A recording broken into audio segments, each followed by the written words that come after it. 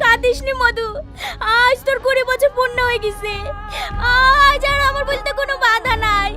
তুই গরিব মানুষের ছেলে না, তুই ভারতবর্ষের সবচেয়ে বড় বিজনেসম্যান রিয়াজ চৌধুরীর একমাত্র সন্তান।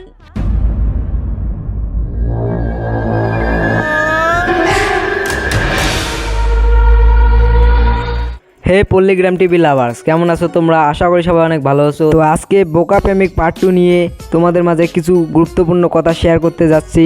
বোকা প্রেমিক পার্ট 2 কেন পল্লীগ্রাম টিভি এখনো আপলোড করেনি। তার আগে গাইস, আমার চ্যানেলটিতে নতুন হয়ে থাকলে চ্যানেলটিকে সাবস্ক্রাইব করো আর ভিডিওটিতে একটা লাইক করে দাও। আর তুমি কোন জেলা থেকে ভিডিওটা দেখতেছো তা কমেন্ট করে জানাও।